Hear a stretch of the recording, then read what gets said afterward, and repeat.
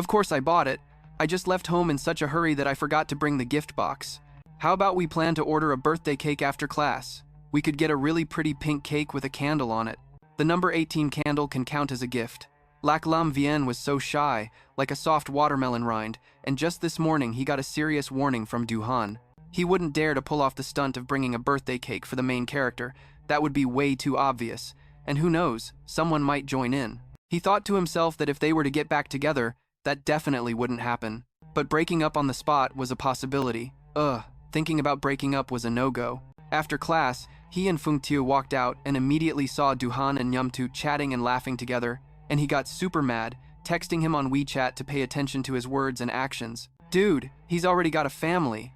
Duhan's phone buzzed, and he reflexively glanced at the crowd, spotting Lac Lam Vien before pulling out his phone to check the screen. He laughed when he saw the message pop up. Lac Lam Vien obediently ran over to stand next to him, trying to act calm, but the corners of his mouth were still smiling. Nyumtu greeted him, and he responded, while Feng Tiu whispered to Dung Tich that Dung Tich had failed to pursue a girl in their class and was now going through a sad breakup phase. But Lac Lam Vien saw him and Feng Tiu bickering away, completely oblivious to any pain. When they moved from eating to KTV, Dung Tich's true nature came out. He picked a bunch of sad breakup songs and hugged the mic, singing and sobbing like a ghost, taking advantage of that moment for Lac Lam Vien to sneak in the gift. Hafu calmly accepted it, politely thanking him and asking if he wanted to cut the cake together. Of course that wasn't necessary. If he was there cutting the cake with Hat Fu, Duhan would definitely lock him out later. After handing over the gift, Lac Lam Vien went back to Duhan's side. All night, Nyumtu hardly came near, just chatting with others. Occasionally their eyes would meet, and Nyumtu would smile, looking very friendly, with no hint of aggression, making Lac Lam Vien feel shy. He leaned over to Duhan and whispered, "Why does Nyumtu keep smiling at me?" Duhan leaned down, bringing his ear close to Lac Lam Vien's, and replied in a low voice, "Because he knows I like you." The deep, slightly tipsy voice echoed in his ears. It felt like his whole mind was shaken by that echo, and by the time Lac Lam Vien managed to regain his composure, he understood the implication of those words. Turns out, Duhan had been straightforward with Nyumtu about their situation. He covered his hot ears with his palm and looked up at Duhan, who rarely drank. "Did you have a bit of wine?" he asked. "Just a few sips, because I still have to work later." Duhan handed him the keys, worriedly reminding him to come back early and not to drink too much. "If you get home and still aren't asleep, I'll spank you," he said, making Lac Lam Vien's face turn bright red. With a hint of doubt, he noticed that no one was paying attention to the little corner where the two of them were sitting, so he leaned close to Duhan and teased, "So it's just a spanking, huh?" Duhan almost grabbed his waist, but he obediently behaved for less than a day. Duhan leaned down, pressing his ear close to yours, his deep voice responding, "Because I know he likes you." The low tone mixed with the scent of wine echoing in your ear. It was like your whole mind was shaken by that echo, waiting for Lac Lam Vien to catch up. Once you regained your senses and understood the meaning behind those words, it turned out Duhan had been straightforward with Nam Tu about the situation. You covered your hot ears with your palms and looked up at Duhan, who was unusually rare today. "Hey, did you drink a bit?" he asked. "Just a few sips because I still have to work later." Duhan handed you the keys, worry lacing his voice. "Get back early. Don't drink too much. If you come home and still haven't slept, I'll spank you," a statement that made Lac Lam Vien's face turn bright red. You felt a bit suspicious, noticing no one was paying attention to the small corner where you two were sitting, so you leaned in and teased Duhan. "Just a spanking, huh?" Duhan almost grabbed your waist, but you had been obedient for less than a day. "You just want to stir up trouble until you're lying in bed crying in pain, and it'll definitely still be you, right?" That night, Duhan had to go to work, looking all reluctant to leave Lac Kongchua. As they walked out together, he purposely avoided the elevator. Instead, he took the emergency stairs, and when no one was around, he grabbed your hand at the corner and unexpectedly leaned down to give you a kiss. It took a lot for Duhan to finally stop, leaving a deep hickey on your neck before saying, "I'm off now." Lac Lam Vien let out a soft huff, his fingers still clutching your hand. He wasn't ready to let go. Duhan gently stroked Mai's hair, sweetly comforting Tio Vien. "Be good. You never wanted to be good anyway." But in the end, he obediently listened to you, watching him leave with teary eyes, reaching up to touch his swollen red lips. Then he climbed up the stairs. The motion sensor light on the second floor was still on, not sure when it had turned on, but Lac Lam Vien didn't even notice. At that moment, his heart and eyes were filled with love, completely unaware that someone had been there on the second floor. That night, Duhan didn't come home. and at midnight, his grandma had to be taken to the emergency room. He told you to stay home and watch the place, and the next morning, you went down to the baozi shop downstairs for breakfast. While buying baozi, Lac Lam Vien called Duhan again, but no one picked up. He was still holding the baozi he intended to buy for him. Lac Lam Vien took the bus to school by himself, and just as he stepped to the gate, his phone in his pocket started vibrating urgently. The notifications came in one after another like a frantic alarm bell. Just as he placed one foot into the school gate, at that moment, all eyes from every direction were on him, whispers and giggles like a rising tide wrapping around him endlessly. The phone vibrated so violently it felt like it was about to fall out of his pocket. He took it out, unlocked the screen, and saw a series of photos in the class group, with him as the main character in a dim corner of the stairs, being pinned against the wall by a man, kissing him like there was no tomorrow. The whispers suddenly seemed to amplify infinitely, exploding in his ears. Is that him? No way. Was it forced? How disgusting. What if he catches something? 30 is really terrible.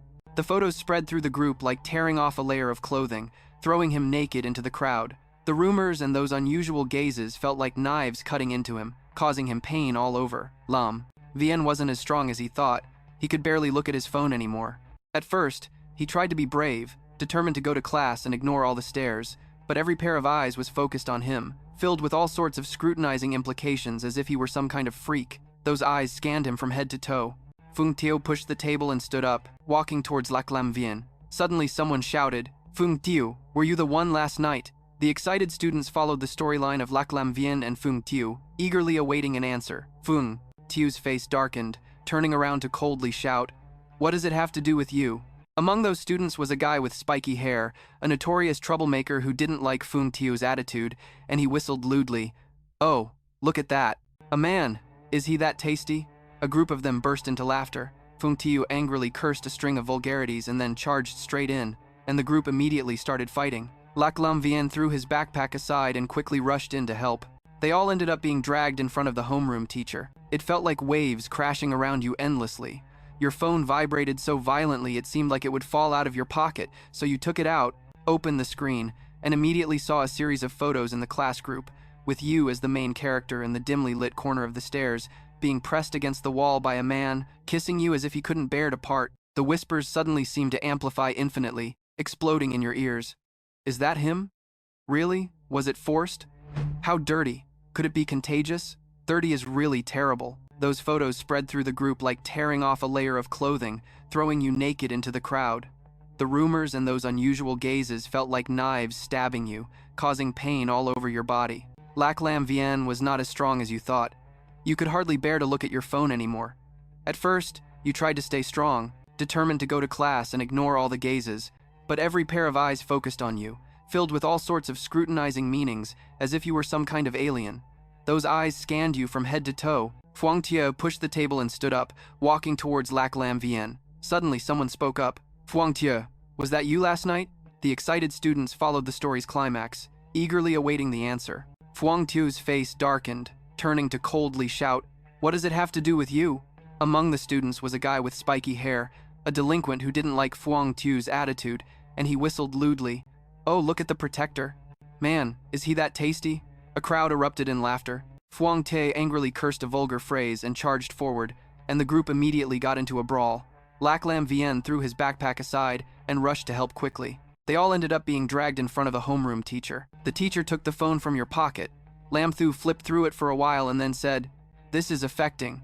As the situation escalated, he immediately scolded the homeroom teacher to leave, then bowed and flattered Lam Thursday. He assured her he would definitely find the person who leaked the photos, and when Lam Thu nodded in satisfaction, the principal respectfully escorted the mother and son out of the office. Lac Lam Vien stood outside the hallway, feeling like he had just escaped a disaster, unable to resist sneaking a glance at his mom. At that moment, Lam Thu no longer had the fierce demeanor from the office, but instead showed a complex weariness. She asked, So, do you understand what path you've chosen now? That one question made the corners of Lac Lam Vien's eyes turn red. When he saw those photos, he didn't cry. Even when treated unfairly by her, he didn't cry. When the noise erupted, Fung Tio angrily cursed at a rude guy, then charged straight in, and the whole group immediately started brawling.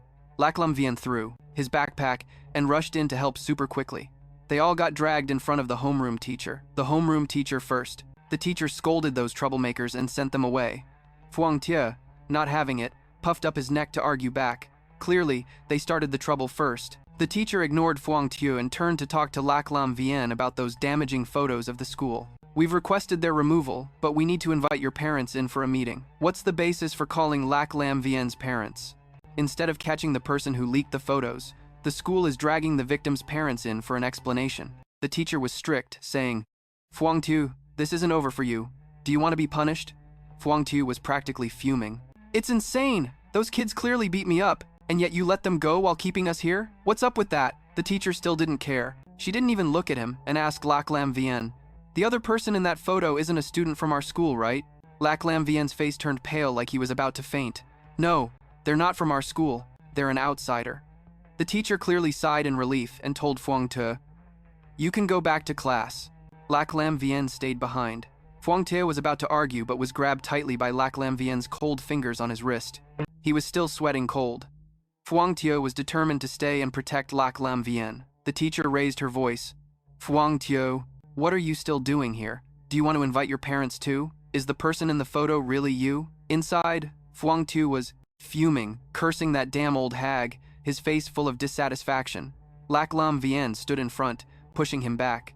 Wasn't he the one who was singing with Duhan last night?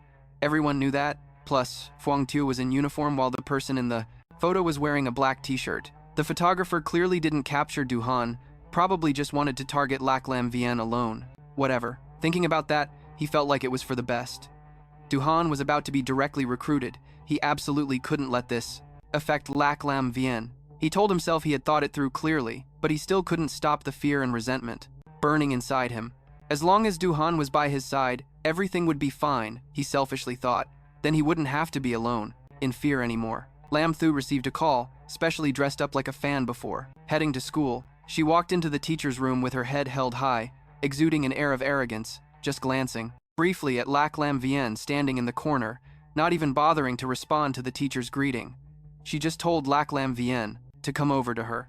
Lac Lam Vien lowered his head and walked in front of his mother, noticing her raising her hand instinctively. Stepping back, thinking she would hit him, but unexpectedly, Lam Thu just pinched his chin, forcing him to look up and examine the bruise on his face for a long while before asking, what happened to the bruise by your mouth? Lac Lam Vien whispered, Mom hit me.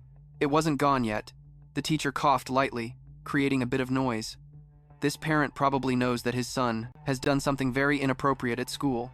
Before she could finish, Lam Thu interrupted. What do you mean by inappropriate? The teacher struggled to hold back. It's those photos, those indecent photos, that have spread among the students, causing a very bad influence on the school. Hearing that her son was being talked about, to the point of being labeled as inappropriate, Lam Thu raised an eyebrow and turned to ask to see the photos. Lac Lam Vien quickly took his phone out of his pocket and handed it to her. Lam Thu flipped through it for a while and said, the influence, handed the phone in his pocket to her. Lam Thu flipped through it for a bit and then said it was affecting. It's really not good, the teacher sighed, thinking she could finally get straight to the point. But unexpectedly, the next sentence from Lam was, I hope the school can cooperate so I can find out the IP address that spread these photos. This is an invasion of my son's image rights.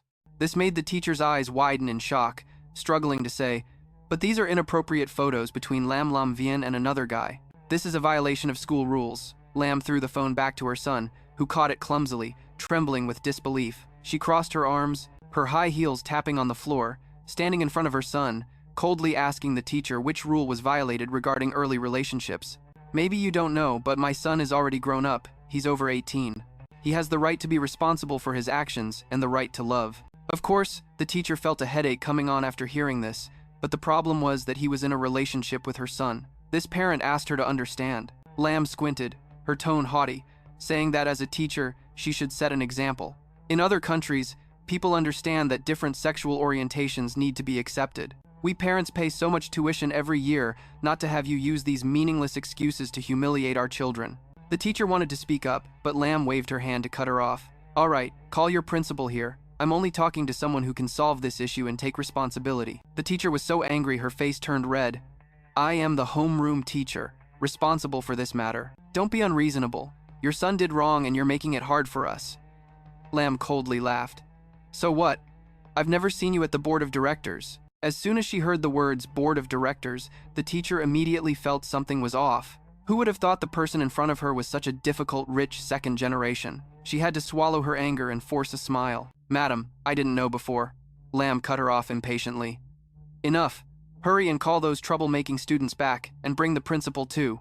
She sat down on the sofa in the office, legs crossed, casually saying, Today, I need to see clearly who violated the rules, and who needs to be educated. Not long after, the principal rushed in, immediately scolding the homeroom teacher to leave, then bowed and flattered Lam. He assured her that he would definitely find out who spread the photos, and only when Lam nodded in satisfaction did the principal respectfully escort the mother and son out of the office. Lam Vian stood in the hallway, feeling like he had just escaped a disaster, unable to help but sneak a glance at his mother. At this moment, Lam no longer had the fierce demeanor from the office, but instead showed a complex weariness. She asked, So do you understand what path you've chosen now? That one sentence made Lam Vian's eyes redden. When he saw those photos, he didn't cry, even when treated unfairly by Miss Tren. He didn't cry. When people called him disgusting, in one day he had to hear all the insults, something he had never faced in 18 years. He still tried to convince himself he was strong, but just one sentence from Lam pierced through the thin protective layer around him, hitting flesh. When he arrived, he immediately yelled at the homeroom teacher to get out, then bowed and flattered Lam Thu. He assured her that he would find the person who leaked the photos, and only when Lam Thu nodded in satisfaction did the principal respectfully see the mother and son out of the office.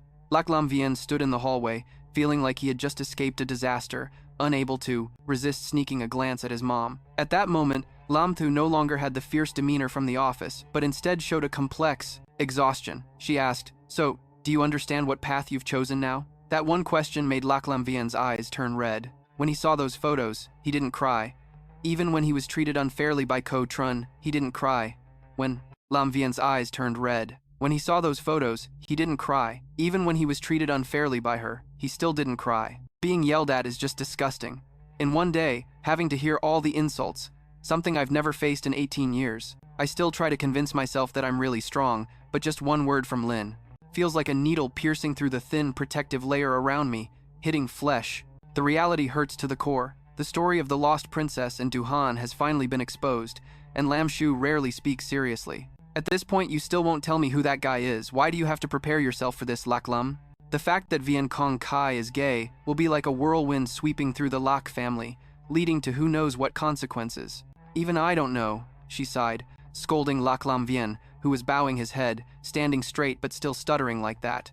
What a mess. Tears silently fell from Lam Vian's eyes, his tone weak, wanting to go home in the car. Lam Vian texted Fung Tiu, apologizing for dragging him into this. Suddenly his phone buzzed with a notification. Seeing the caller's name, his breath seemed to stop.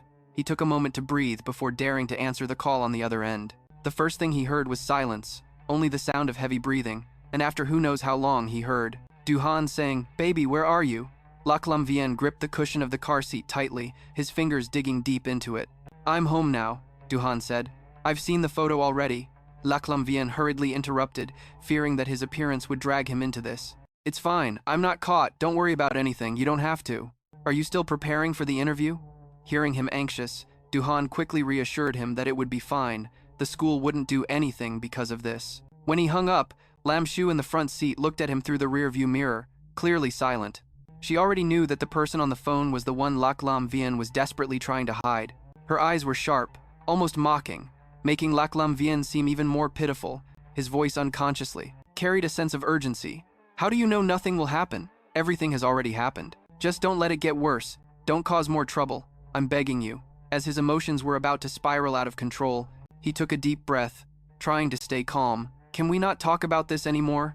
The other end of the phone was silent for longer than when it first connected, until he finally heard Duhan respond. Okay. Lam Vian finally pulled the phone away from his ear, pressed the end call button, resting his head against the car window, feeling helpless as he looked outside. He wished he could curl up into a tight ball locked inside a hard shell, hoping that when he woke up, it would all be a dream. No photos, no attacks, and no exposure. In the depths of his sadness, he was frantically trying to sort out his thoughts, wanting to clarify the reckless complaints from earlier. He just wanted to protect Duhan. Why did he have to be so foolish and jump out, not understanding his struggles? What would that prove? A great love. Even he still had to rely on Lam Shu for protection. So who would protect Duhan? Who would? Quan Sak Fong? when Lam Shu asked him if he knew what path he had chosen. He once thought he knew, but it turned out he didn't. He didn't know he wasn't strong enough to bear it all. The car had arrived at the apartment complex. He sat curled up in the back seat, like a machine that had run out of power, his hands tightly wrapped around his knees. Lam Shu left him a little space, letting out a thought, "Then let's go home." But Lac Lam Vien couldn't think clearly about anything, nor did he understand anything at that moment. With both hands wrapped tightly around my knees, Lin leaves me a bit of space, letting out a thought. Just go home. It's Lin Vien who can't figure things out, doesn't understand anything at all in the moment. My mind is all over the place. Duhan's message to An apologizes, saying he didn't think about your feelings. You're so childish. Duhan knows the school is aware of their relationship. An wants to step up and admit the photo is of the princess, telling everyone to stay calm. Again, Duhan frantically texts him. Sorry, I was wrong, don't leave me. An Lac Lam Vien silently stares at that text. Tears drip down onto the phone screen. He never said he would leave, nor does he want to break up. He just doesn't know what to do next, wanting to give himself time to calm down. He doesn't want to break up. Just thinking about those two words makes his heart ache to the point of not wanting to exist anymore. How can someone without a heart live? If he loses Duhan, how will he survive? Duhan is his family. In the dark, not even half a minute later, Lac Lam Vien is crying and trembling, retracting his message. Let's stay calm. Instead, he writes, I was wrong. Let's not stay calm anymore. Every couple ends up breaking up because they were too calm. I don't want to break up, but I'm so scared. What should I do now? I want to be with you. I really like you, way more than you know. When Lac Lam Vien's world is slowly collapsing, and Duhan isn't doing any better. Anne's grandmother was finally pushed out of the emergency room, but is still in a coma. The attending doctor finds Anne, subtly saying that the old lady doesn't have much time left, and can only be with her in her final days. Duhan presses his knuckles to his eyes, trying to hold back tears, then steps out into the hallway, to regain his composure when he discovers Lac Lam Vien's photo has been leaked. If possible, An would rather expose himself than let the person next to him get hurt. If An had just been a little more careful, Lac Lam Vien wouldn't have been caught on the day his grandmother had the car accident. If only An had been by her side, she wouldn't have to suffer like this. Countless guilt and helplessness drown An. He can't protect anyone, nor can he do anything. Duhan stands in the hospital hallway, accidentally meeting the guardian of the girl in the next bed. That guy's grandmother pats An on the shoulder to comfort him, offering a cigarette. Duhan looks for a moment then declines, saying his boyfriend can't stand the smell of smoke. His health isn't good. The middle-aged man sees Duhan is still a student, yet he wants to quit smoking for his boyfriend. Suddenly, it's both funny and heartbreaking, gently patting An's shoulder. Kid, you're doing great. Next time remember to bring him to meet me, okay? Knowing each other for so long, I'm practically like your uncle. During the hardest times, he helped An cover part of the hospital fees. He said no one has it easy, helping even a little is good enough. They're all kind-hearted people, yet life never chooses to treat them kindly. Duhan reaches into his pocket, pulling out a candy. It's the kind of candy Lac Lam Vien loves the most. The plastic wrapper torn open, the sweet candy melts on his tongue, just like his flavor. It can soothe not just the smell of cigarettes but also the sweet taste that reminds him of Lac Lam Vien. The sweetness spreads on his tongue, reminding An that life still needs to be faced. Duhan takes out his phone, thinks for a long time, then dials a number. On the other end, Kwansok Fong asks what's up. The twists and turns of life are truly strange. In the past, An was indifferent to Kwansok Fong, and now it's his turn to be treated coldly. But Duhan doesn't feel anything towards An. Kwansok Fong is still just an unimportant person, and An won't let himself be affected by someone irrelevant. I reach into my pocket and pull out a candy. It's the kind of candy that Lac Lam Vien loves the most. The plastic wrapper tears open, and the sweet candy melts on my tongue, just like his flavor. It can soothe not just the smell of cigarettes, but also the sweet taste that belongs to Lac Lam Vien. The sweetness spreads on my tongue, reminding me that life still has to be faced. Duhan takes out his phone, thinking for a long time. Then he dials a number. On the other end, Kwan Sok Fong asks what's up. The cycle of life is indeed strange. In the past, I used to be indifferent to Kwan Sok Fong, and now it's my turn to be treated coldly. But Duhan doesn't feel anything towards him. Kwan Sok Fong is still just an unimportant person, and I won't care about someone irrelevant. But felt hurt. Kwan Sok Fong didn't immediately agree and set conditions for future arrangements. Duhan had to follow his arrangements more. Hearing that, Duhan didn't back down, saying it depended. How do you plan to arrange it? You can choose not to help me. Kwan Sok Fong was momentarily speechless. You really have the guts to oppose me. Duhan decisively hung up and called Feng Tiu. To ask about the current situation, Feng Tiu recounted what had happened in class. Duhan quietly noted the names of those people. At that moment, he also received a message from Lac Lam Vien. He said he liked much more than he ever knew. Duhan stared at that text, gently kissing the phone screen. Me too. I love you, way more than you ever knew. In just a few days, Duhan found out who spread the photo. It turned out to be the class president. When Duhan confronted the class president, he arrogantly said that Duhan should thank him for not making the photo public, and asked him why he was mingling with someone like Lac Lam Vien, a guy who had nothing but money. Is it because Lac Lam Vien has money that Duhan sold himself? What the heck? At this point, Duhan couldn't hold back anymore, punching the class president until his face was bruised, even stepping on his left hand. When Lac Lam Vien found out, his hands shook so much he could barely hold his phone. It's gone. It's all your fault, you heard him. Fung Tiu advised him not to go to school. It's chaotic there now, and the police are already there. Lac Lam Vien's heart was heavy. Fung Tiu reassured Duhan, it's okay, he's with a lawyer now. That lawyer comes from a significant background, specializing in cases for the elite, so nothing major should happen. No, Lac Lam Vien wanted to call a car to school but couldn't catch one, and instead got hit by Lac Din. This was the first time Lac Din laid hands on him. A heavy slap made him stagger, fall backward, and hit the ground. The phone flew out. He didn't care, his fist ached like it was fractured, hurriedly getting up to pick up the phone because he hadn't contacted Duhan yet. What if Duhan called and he didn't answer? The angry shout of Lac Din rang out from above, helping him up and taking him back to the room. Without my order, you cannot. Step outside. Lac Lam Vien tightly hugged his broken phone. Hearing that command made him jump up and shout, "Who are you to lock me up?" I don't want to. He wanted to run, but his face ached so much he almost doubted he was beaten, to the point of a concussion. In the dizzying moment, his hands were tightly held by someone, like a child being carried away, still trying to struggle, kicking until he was locked in the room. Even if he banged on the door until his voice was hoarse, Lac Din wouldn't care.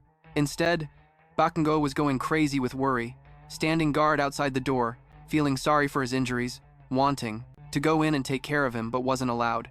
Lac Lam Vien held the broken phone, his head ached to the point of wanting to explode. What's going on with Duhan? Who is the lawyer taking him? When can he get out? Outside, would he be able to see Duhan again? Fung Tiu texted that the class president's parents had shown up, saying they wanted to report to the police, wanting to assess the injuries to pursue Duhan further because of the actions. Everyone seems to have started guessing that the other person in the photo is his cousin. He simply wiped himself down, tore off a short-sleeve shirt, and wrapped his shoes around his hands.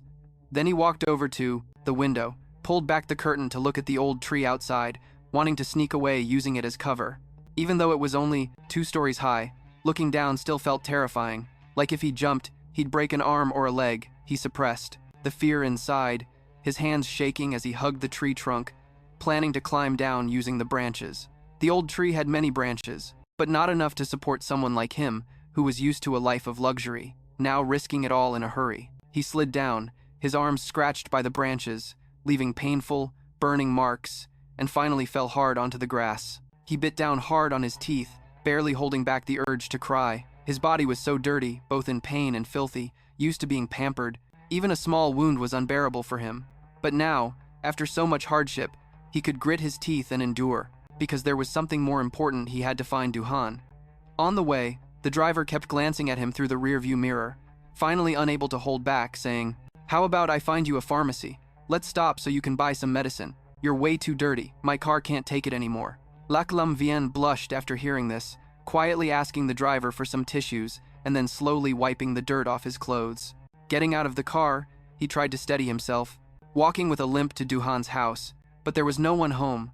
He knocked on the door repeatedly, but no one came out to open it. Panicking, he sat down right in front of the door, stubbornly refusing to leave because if he left, he wouldn't know where to find Duhan. He didn't know how long he had been sitting there when a man in a well-tailored suit came out of the elevator. I panic and sit down right in front of the door, stubbornly refusing to leave because if I leave here, I won't know where to find Duhan anymore. I don't know how long I've been sitting. When a man in a suit comes out of the elevator, he asked, "Young Master Lac, what are you doing here?" Lac Lam Vien was surprised that someone recognized him, instantly. Panicking, thinking it was someone from the Lac family come to catch him, but in the blink of an eye, the man smiled and introduced himself. "I'm Yang, the personal assistant of Mr. Quan." Lac Lam Vien wasn't stupid. He immediately connected the dots, feeling relieved. If Quan had stepped in, then Duhan definitely wouldn't be in the worst situation. like having a criminal record or being detained.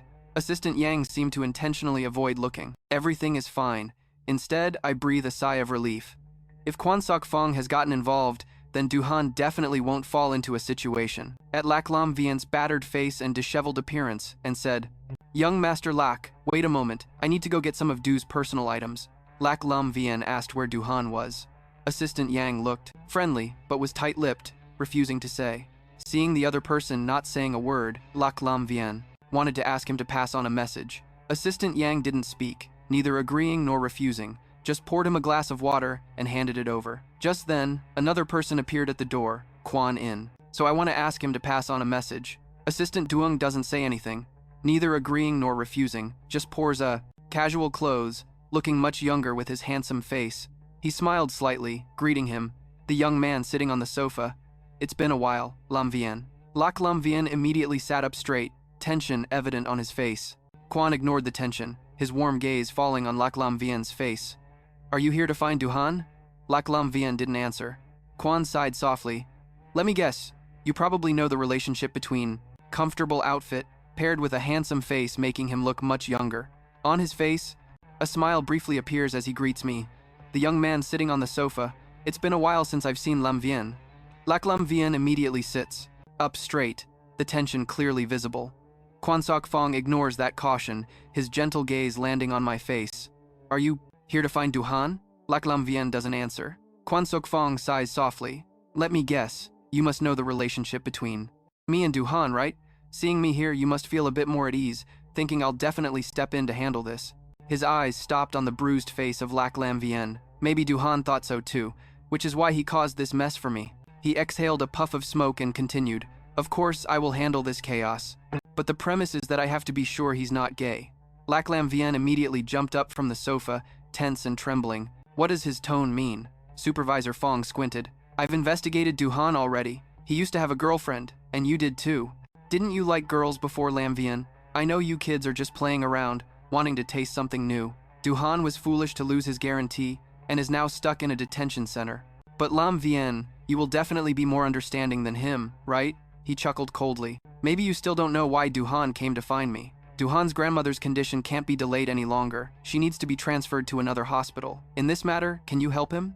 And your dad is probably furious right now. He's usually gentle, but when he gets angry, not everyone can handle it. Duhan might be willing to risk everything for you, but what about later? This is his future, the person he cares about the most. Not even 5 years, just 3 years, and he will definitely regret it. When that time comes, will you regret it too?" Lac Lam Vien waved his hand, pushing Supervisor Fong away. Supervisor Fong didn't care much because he knew his goal had been achieved. In front of him, this kid was already shaken. Just a little push and he would fall to the ground, shattering like a beautiful but hollow porcelain statue. He roughly understood why Duhan liked him. People are always obsessed with pursuing an existence completely opposite to themselves.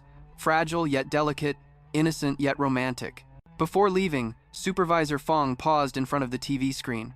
His gaze briefly flicked over the picture in the frame of a smiling woman. He glanced at it and immediately left. Assistant Duong, following behind, reached out to take that picture and put it in his pocket. After they left, Lac Lam Vien could no longer hold on, slowly bent down, tore open a red bean cake package, and took a small bite. But it seemed it wasn't as tasty as before, bitter. No matter how much he liked red bean cakes, he couldn't swallow it now. He really liked Duhan, but the more he did, the less he could keep Duhan by his side. He didn't want to let him and himself regret later. In Duhan's hard life, he hadn't brought any sweetness, but instead dragged him down into the abyss, forcing him to bear the burden. How could he bear to ruin him when he sincerely liked someone? He finished editing the breakup message, hit send, and without waiting for Duhan to reply, he immediately deleted him from his contacts. Then his face turned pale, and he collapsed. No one expected Lac Lam Vien to suffer from acute myocarditis. Just a second late, and he might have lost his life, even though he was rushed to the hospital in time. But within a week, he had gone in and out of the emergency room multiple times, his life hanging by a thread. One foot stepped into the underworld, only to be pulled back. He still hadn't woken up, still in a coma. This made Lac Din's hair turn gray, and he aged significantly. Lam Thu rushed to the hospital every day, but he couldn't stay long because she really couldn't bear to see her son lying on the bed, gasping for breath. Why couldn't Din vent his anger on her properly? "You will regret it. When that time comes, will you regret it or not?" Lac Lam Vien pushes Quan Sok Fong away. Quan Sok Fong doesn't really care, because he knows his purpose has been achieved. In front of him, this kid is enough to shake. Just a little push and he'll fall to the ground, shattering like a beautiful but hollow porcelain statue. He probably understands why Du-han likes him. People are always fascinated by pursuing an existence completely opposite to themselves, fragile yet delicate, innocent yet romantic. Before leaving, Kwan Sok-fong stops in front of the TV screen. His gaze briefly glances over the photo in the frame, where a smiling woman shines brightly. He only looks for a moment before immediately leaving. Assistant Duong follows behind and takes that photo to put in his bag. After they leave, Lac Lam Vien finally can't take it anymore, slowly bending down, tearing open the red bean cake package, taking a small bite. But it seems it's not as tasty as before. Bitter. No matter how much he likes red bean cakes, he can't swallow it anymore. He really likes Du-han, but the more he does, the less he can keep Du-han by his side. He doesn't want to let him and himself regret later. In Du-han's hard life, he hasn't brought any sweetness, instead, dragging him down into the abyss, making him carry a burden to walk. To sincerely like someone, how can you really bear to ruin him?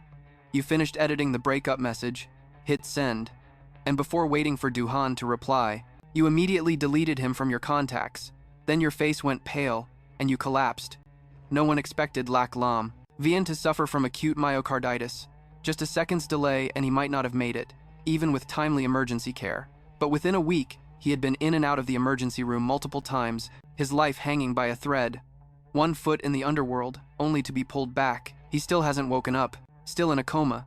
This situation has aged Lac Dien significantly, her hair turning gray, and she looks so much older. Lam Thu rushes to the hospital every day, but she can't stay long because she just can't bear to see her son, lying on the bed, gasping for breath. Lac Dien is angry at her a bit. Can't she just be there for him properly? Lam's face. He rushed to the hospital. He couldn't stay long because she really couldn't bear to see her son, lying on the bed, gasping for breath. Was Dean angry at her? Couldn't she be there for him properly? Lam's face. You think I'm a doctor? What's the point of me being next to him? Are you just gonna get mad at me? Why don't you think about who hit him? You scolded him and locked him up, and now your son is like this, and you still have the nerve to be angry? Du-han can't believe that Tio Vien could break up so easily. Every day, he waits outside the Lac family's gate, hearing the butler report again that the young man has been standing outside for an entire week. Now, Lam Thu finally knows that the one involved with Lac Lam Vien is that boy named Du-han. At first, she intended to ignore it, and even ordered that no one let that boy in. But Du-han comes every day, rain or shine, standing outside for a long time until late at night before leaving. Lam Thu didn't plan to care, but today her anger flared up, and she stepped out to say directly that if he keeps lingering, she would call the police. Du-han, with a tired face, could only apologize, saying he didn't mean to, he just wanted to see her once. Just once would be enough. His urgent tone only made Lam Thu more annoyed. Thinking about Lac Lam Vien's condition, she believes that most of the reason is because of this young man. Lam Thu's anger flared up again. What does he want to see her for? Du-han, facing her fury, refused to back down. I want to see her and talk clearly. Lam Thu couldn't help but mock. Talk clearly about what? What more is there to say? You ruined her reputation like this. Isn't that enough? Didn't your parents teach you about manners and dignity? Oh, I forgot. You're an illegitimate child. How would you know about those things? Du-han wasn't angered by her words. He calmly and firmly said, I want to see Tio Vien. How many more times do I have to say this? She doesn't want to see you. You two can't be together. Du-han's eyes were slightly red, his voice hoarse, but he repeated that he wanted to see Tio Vien. Even if they break up, she has to say it to my face. That's the minimum respect. Lam Thu originally thought her son had made a clean break. This boy had long been abandoned. Now, it's just unwillingness. She coldly said he doesn't want to see you. No matter how long you stand here, she won't meet you. If you don't believe it, try waiting here. Maybe after a day and a night, she will come out. Saying that, Lam Thu walked past Du-han into the Lac house, heading straight to Lac Lam Vien's bedroom. She thought she should pack some clothes to bring to that poor child in the hospital. Maybe wearing his own clothes instead of patient clothes would be more comfortable. Sitting on the edge of the bed folding clothes, she suddenly discovered half of a picture frame peeking out from under Lac Lam Vien's pillow. She reached out to take the frame. It was a completed painting of a boy bathed in warm light, the whole painting overflowing with intense feelings, almost pulling the viewer in to feel that deep affection. Lam Thu had never known her son had such talent. She admired the painting for a while, finally putting it back in its place. At that moment, she realized it had started raining outside without her noticing. She opened her umbrella and stepped out the front gate. only to see the boy still standing there in the pouring rain. Go away! She really won't meet you. She's chosen to break up with you, so you should understand her intentions. Duhan's voice was hoarse, as if he hadn't spoken in a long time. I want to hear her say it herself. Lam Thu asked back, does it even mean anything? Duhan said no. Has firmly decided that this boy has long been abandoned. Now it's just unwillingness, she coldly says. She doesn't want to see him. No matter how long he stands there, she won't meet him. If you don't believe it, just try waiting here. Maybe after a day and a night he will come out? Saying that, Lam. No matter how long he stood here, he wouldn't meet him. If you don't believe it, just wait here. Maybe after a day or a night he'll come out, right? Saying that, Lam. Thu walks past Duhan into the Lac house, heading straight to Lac Lam Vien's bedroom. She thinks she should pack some clothes to bring to the poor child at the hospital. Maybe wearing his own clothes instead of patient gowns would be more comfortable. Sitting on the edge of the bed, folding clothes, she suddenly discovers half of a photo frame peeking out from under Lac Lam Vien's pillow. She reaches to take it out. It's a completed painting of another boy bathed in warm, dreamy light, the whole piece overflowing with intense emotion, almost pulling the viewer in to feel that deep affection. Lam Thu never knew her son had such talent. She gazes at the painting for a moment before finally placing it back in its spot. At this moment, she realizes it has started to rain outside without her noticing. She opens her umbrella and steps out the front gate, only to see the boy still standing there in the dark rain. Thought being a patient would be easier. Sitting on the edge of the bed folding clothes, she suddenly discovered half of a photo frame peeking out from under Lac Lam Vien's pillow. She reached out to take it. It was a completed painting of a boy bathed in warm light like a dream. The whole painting overflowing with intense feelings that almost pulled the viewer in to feel that deep affection. Lam Thu had never known her son had such talent. She admired the painting, going inside to feel that deep affection. Lam's mother had never known her son had such talent as she admired the painting. For a while, then finally placed it back in its spot, only then realizing it had started to rain outside without her noticing. She opened.